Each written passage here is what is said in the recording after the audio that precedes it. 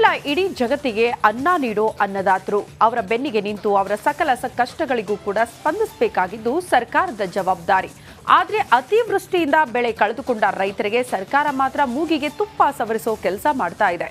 ಈ ಕುರಿತ ಒಂದು ರಿಪೋರ್ಟ್ ಇಲ್ಲಿದೆ ನೋಡಿ.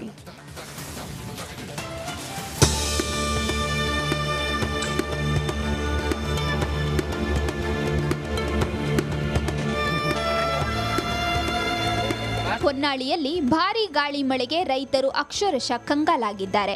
ಮಾಸಡಿ ಗ್ರಾಮದ ಸುತ್ತಮುತ್ತ 3,000ಕ್ಕೂ ಅಧಿಕ ಅಡಿಕೆ ಮರಗಳು ಬುಡಮೇಲಾಗಿವೆ. ಫಲಕ್ಕೆ ಬಂದ ತೆಂಗಿನ ಮರಗಳು ನೆಲಕಚ್ಚಿವೆ. ಅತಿವೃಷ್ಟಿಯ ಪರಿಣಾಮ ಸುಮಾರು ರೈತ ಕುಟುಂಬಗಳು ಬೀದಿಗೆ ಬರುವ ಹಂತಕ್ಕೆ ತಲುಪಿವೆ. ಇದನ್ನೇ ನಂಬಿ ಕುಳಿತ ಬಡ ಕುಟುಂಬದ ಕತೆ ಕೇಳಿದರೆ ಕಲ್ಲು ಹೃದಯವು ಕರಗುವಂತಿದೆ. ನಮ್ಮದು ಎಲ್ಲ ಅಡಿಕೆ ಗಿಡ ಬಿದ್ದೋಗೈತಿ. ಅದ್ರ ಮೇಲೆ ನಾವು ಅನ್ನ ತಿಂತದ್ದು. ಇವತ್ತಿನ ಕಾಲದಾಗ ಲಕ್ಷ್ಮೀದೇವ್ ಕೈ ಬಂದದ್ದು ಬ್ಯಾಗ್ ಬರಲಿಲ್ಲ.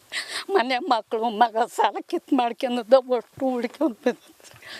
ಅದೇನೋ ಅನ್ನೋದು ನಮಗೆ ಪರಿಹಾರ ಒಂದು ಸ್ವಲ್ಪ ಈಗ ಭಗವಂತ ಇಂಥ ಅನ್ಯಾಯ ಮಾಡಿದೆ. ನಮಗೆ ಕೊಡ್ದಂಗೆ ಆಗೈತೆ ಸ್ವಾಮಿ ನಮಗೆ. ಅತಿವೃಷ್ಟಿಯಿಂದ ಆದ ಹಾನಿಗೆ ರಾಜ್ಯ ಸರ್ಕಾರ ಪ್ರತಿ ಎಕರೆಗೆ 6,000 ರೂಪಾಯಿ ನೀಡುತ್ತದೆ. ಇದು ರೈತ ವರ್ಗಕ್ಕೆ ಸಿಗುವ ನ್ಯಾಯವಲ್ಲ. ಹಳೆ ಪರಿಹಾರ ನೀತಿ ಪರಿಷ್ಕರಿಸಬೇಕು ಅಂತ ಮಾಜಿ ಸಚಿವ ರೇಣುಕಾಚಾರ್ಯ ಒತ್ತಾಯಿಸಿದ್ದಾರೆ. ಮಳೆ ಹಾನಿ ಪ್ರದೇಶಕ್ಕೆ ಭೇಟಿ ಕೊಟ್ಟ ರೇಣುಕಾಚಾರ್ಯ ವೈಜ್ಞಾನಿಕವಾಗಿ ಬೆಳೆ ನಷ್ಟ ಅಂದಾಜಿಸಿ ಸೂಕ್ತ ಪರಿಹಾರ ನೀಡಬೇಕು ಅಂತ ಆಗ್ರಹಿಸಿದ್ದಾರೆ. ಒಂದು ಎಕರೆಗೆ ಕನಿಷ್ಠ ಅಂದರೂ 5 ಲಕ್ಷ ರೂಪಾಯಿ ಇಳುವರಿ ಬರ್ತದೆ. ಅಡಿಕೆ ತೆಂಗು ಸಹ ನೆಲಕ್ಕುಳಿದಿವೆ. ನಾನು ಸರ್ಕಾರಕ್ಕೆ ಒತ್ತಾಯ ಮಾಡ್ತೀನಿ, ಮುಖ್ಯಮಂತ್ರಿಗಳಿಗೆ, ಕೃಷಿ ಸಚಿವರಿಗೆ, ತೋಟಗಾರಿಕೆ ಸಚಿವರಿಗೆ. ಅಡಿಕೆ ತೆಂಗು ನಷ್ಟ ಆಗಿದೆ, ಮೆಕ್ಕೆಜೋಳ ನೆಲಕ್ಕುರುಳಿದೆ. ರೈತರಿಗೆ ಸಂಕಷ್ಟಕ್ಕೆ ಸರ್ಕಾರ ಬರಬೇಕು. ಒಂದು ಎಕರೆಗೆ 5 ಲಕ್ಷ ಅಡಿಕೆ ಬರುತ್ತೆ ಒಂದು ವರ್ಷಕ್ಕೆ. ನಾವು ಹೇಳೋದು ಕನಿಷ್ಠ 15 ಲಕ್ಷ ರೂಪಾಯಿ ಪರಿಹಾರ ಕೊಡಬೇಕಂತೇಳಿ ಒತ್ತಾಯ ಮಾಡ್ತೀವಿ. ಇನ್ನಾದರೂ ಸರ್ಕಾರ ಮತ್ತು ಜನಪ್ರತಿನಿಧಿಗಳು ಎಚ್ಚೆತ್ತು ಪರಿಹಾರದ ಬಗ್ಗೆ ಮುತುವರ್ಜಿ ವಹಿಸಲಿ ಎಂಬುದು ಅನ್ನದಾತರ ಆಶಯ. ವಿಠಲ್ ಕ್ಯಾರವಾಡ್, ರಿಪಬ್ಲಿಕ್ ಕನ್ನಡ, ದಾವಣಗೆರೆ. ಪ್ರಾಸಿಕ್ಯೂಷನ್ಗೂ ಮೊದಲು ತನಿಖಾ ವರದಿಗಳು ಇರಬೇಕು. ಸಿಎಂ ವಿರುದ್ಧ ವರದಿ ಇಲ್ಲದೆ ಪ್ರಾಸಿಕ್ಯೂಷನ್ ನೀಡಲಾಗಿದೆ. ಖಾಸಗಿ ವ್ಯಕ್ತಿಗಳ ದೂರಿಗೆ ರಾಜ್ಯಪಾಲರು ಪ್ರತಿಕ್ರಿಯಿಸಿದ್ದಾರೆ. ರಾಜ್ಯಪಾಲರೇ ತನಿಖಾಧಿಕಾರಿಯಂತೆ ಆದೇಶ ನೀಡಿದ್ದಾರೆ. ಹೀಗಾಗಿ ರಾಜ್ಯಪಾಲರ ಪ್ರಾಸಿಕ್ಯೂಷನ್ಗೆ ತಡೆ ನೀಡಬೇಕೆಂದು ಸಿಂಘ್ವಿ ವಾದ ಮಾಡಲಿದ್ದಾರೆ. 17A ಇರುವುದೇ ಪೊಲೀಸರ ಅನುಮತಿ ಪಡೆಯುವ ಸಲುವಾಗಿ. ಯಾವ ಪೊಲೀಸರು ಅನುಮತಿ ಕೇಳಿದ್ದಾರೆ ಆ ದಾಖಲೆ ಕೊಡಬೇಕು. ಕೇಸಲ್ಲಿ ತಪ್ಪು ಮಾಡಿರುವವರ ವಿರುದ್ಧ ದಾಖಲೆ ಇರಬೇಕು. ಯಾರ ಮೇಲೆ ಆಪಾದನೆ ಬಂದಿದೆ ಎಂದು ದಾಖಲೆ ಪಡಿಬೇಕು. ದಾಖಲೆ ಸಮೇತ ಪೊಲೀಸರು ರಾಜ್ಯಪಾಲರಿಗೆ ನೀಡಬೇಕು. ಆಗ ಮಾತ್ರ ಪ್ರಾಸಿಕ್ಯೂಷನ್ಗೆ ಅನುಮತಿ ನೀಡಲು ಸಾಧ್ಯ.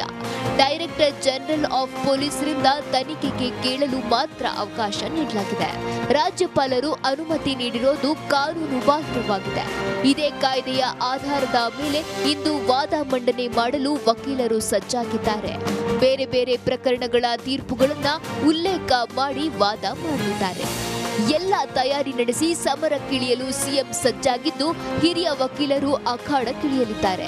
ಹೋರಾಟ ಯಾವ ರೀತಿ ಇರಲಿದೆ ಅನ್ನೋದೇ ಕುತೂಹಲವಾಗಿದ್ದು, ಎಲ್ಲರ ಚಿತ್ತ ಹೈಕೋರ್ಟ್ನತ್ತ ನಿಂತಿದೆ. Bureau report, republic Kannada.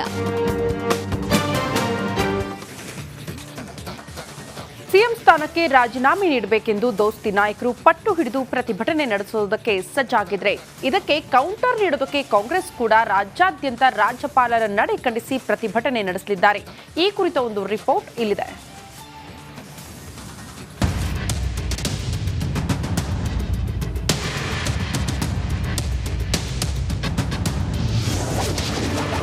Siddaramaiah ರಾಜೀನಾಮೆಗೆ ಬಿಜೆಪಿ ಪ್ರತಿಭಟನೆ. ಕೌಂಟರ್ ಕೊಡಲು ಕಾಂಗ್ರೆಸ್ನಿಂದ ಪ್ರೊಟೆಸ್ಟ್.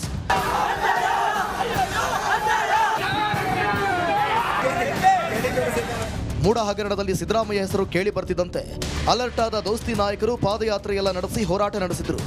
ಇದರ ಬೆನ್ನಲ್ಲೇ ರಾಜ್ಯಪಾಲರು ಪ್ರಾಸಿಕ್ಯೂಷನ್ಗೆ ಅನುಮತಿ ನೀಡುತ್ತಿದ್ದಂತೆ ಬಿಜೆಪಿ ಹಾಗೂ ಜೆಡಿಎಸ್ ನಾಯಕರು ಸಿಎಂ ರಾಜೀನಾಮೆಗೆ ಪಟ್ಟು ಹಿಡಿದಿದ್ದಾರೆ.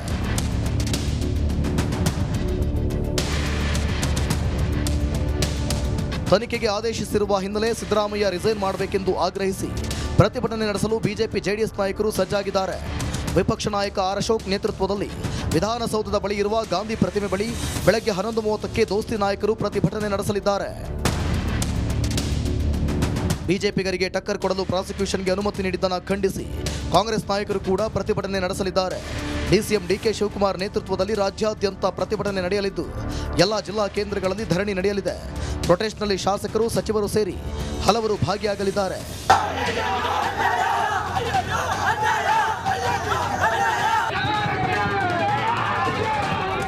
ರಾಜ್ಯದಲ್ಲಿ ಮೂಡ ಹಗರಣದ ಮೇಜರ್ ಡೆವಲಪ್ಮೆಂಟ್ ನಡೆಯಲಿದ್ದು ಪ್ರತಿಭಟನೆಯ ನಡುವೆ ಸಿಎಂ ನಡೆ ಕುರಿತು ಕುತೂಹಲ ಹೆಚ್ಚಿಸಲಿದೆ. Bureau report, republic Kannada. ಪ್ರಾಸಿಕ್ಯೂಷನ್ಗೆ ಅನುಮತಿ ನೀಡಿರೋದನ್ನ ಖಂಡಿಸಿ ಈಗಾಗಲೇ ಕಾಂಗ್ರೆಸ್ ಪ್ರತಿಭಟನೆಗೆ ಸಜ್ಜಾಗಿದೆ. ಇತ್ತ ಸಿಎಂ ಪರವಾಗಿ ಕೆಎಚ್ ಮುನಿಯಪ್ಪ ಕೂಡ ಪ್ರತ್ಯೇಕ ಪ್ರೊಟೆಸ್ಟ್ಗೆ ಸಜ್ಜಾಗಿದ್ದಾರಂತೆ. ಆ ಕುರಿತ ಒಂದು ರಿಪೋರ್ಟ್ ಇಲ್ಲಿದೆ.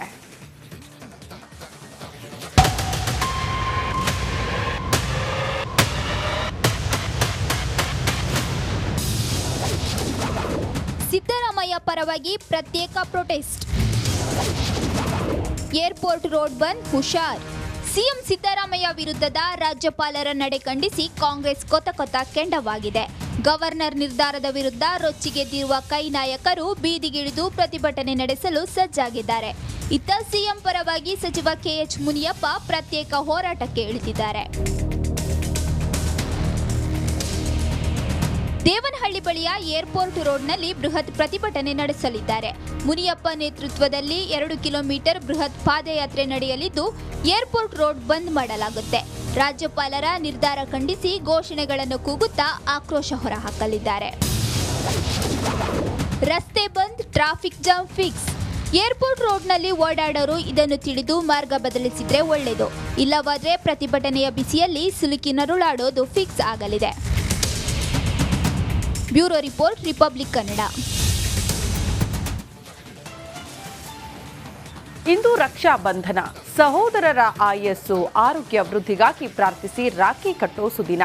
ಕೊಲೆ ಕೇಸ್ನಲ್ಲಿ ಜೈಲು ಸೇರಿರೋ ದರ್ಶನ್ಗೆ ದತ್ತು ತಂಗಿಯೊಬ್ಬಳು ಸಿಕ್ಕಿದ್ದಾಳೆ. ಈ ತಂಗಿ ಇಂದು ಜೈಲಿನಲ್ಲಿ ರಾಖಿ ಕಟ್ತಾಳ ಅನ್ನೋ ಕುತೂಹಲ ಹೆಚ್ಚಾಗ್ಬಿಟ್ಟಿದೆ. ಆ ತಂಗಿ ಯಾರು ಗೊತ್ತಾ? ಈ ಸ್ಟೋರಿ ನೋಡಿ.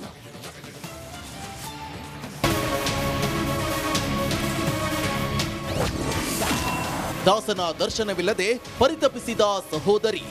ಅರೆ, ದರ್ಶನ್ ಪತ್ನಿ ವಿಜಯಲಕ್ಷ್ಮಿ, ಡೆವಿಲ್ ಪ್ರೇಯಸಿ ಪವಿತ್ರ ಗೌಡ. ಇಷ್ಟೇ ಯಾಕೆ, ದಾಸನ ತಂದೆ ತಾಯಿ, ಅಕ್ಕ, ಅಣ್ಣನ ಬಗ್ಗೆಯೂ ನಿಮ್ಗೆಲ್ಲ ಗೊತ್ತು. ಆದ್ರೆ ಇದ್ಯಾರಪ್ಪ ದರ್ಶನ್ ತಂಗಿ ಅನ್ಕೊಂಡ್ರ? ಅದನ್ನೇ ಹೇಳ್ತೀವಿ ಕೇಳಿ.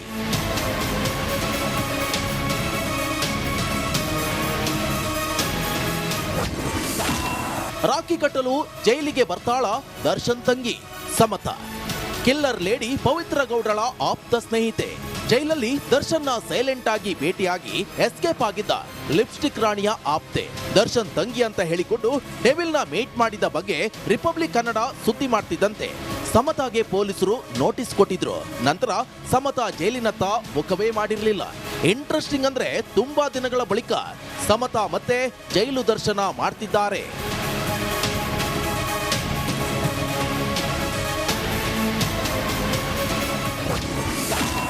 ದರ್ಶನ್ಗೆ ರಾಖಿ ಕಟ್ಟಲು ಬರ್ತಾರಂತೆ ಸಮತಾ. ನಿಜ, ಬಹಳ ದಿನಗಳ ನಂತರ ಪವಿತ್ರ ಗೌಡ ಸ್ನೇಹಿತೆ ಬರ್ಕಿಯನ್ನ ಭೇಟಿ ಮಾಡ್ತಿದ್ದಾರೆ. ರಕ್ಷಾ ಬಂಧನ ದಿನ ಜೈಲಲ್ಲಿ ಕಾಟೇರ್ನನ್ನ ಮೀಟ್ ಮಾಡ್ತಿದ್ದಾರೆ. ಡೆವಿಲ್ಗೆ ರಾಖಿ ಕಟ್ಟೋಕೆ ಭೇಟಿ ಆಗ್ತಿರೋದಾಗಿ ಜೈಲಾಧಿಕಾರಿಗಳಿಗೆ ಕಾರಣ ನೀಡಿದ್ದಾಳೆ. ಇದಕ್ಕೆ ಅವಕಾಶ ನೀಡುವಂತೆ ಮನವಿ ಮಾಡಿದ್ದಾರೆ.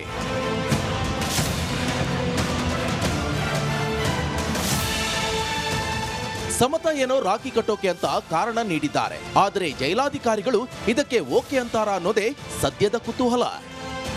ನವೀನ್ ಶೆಟ್ಟಿ, ಕೆರಾಡಿ, ರಿಪಬ್ಲಿಕ್ ಕನ್ನಡ.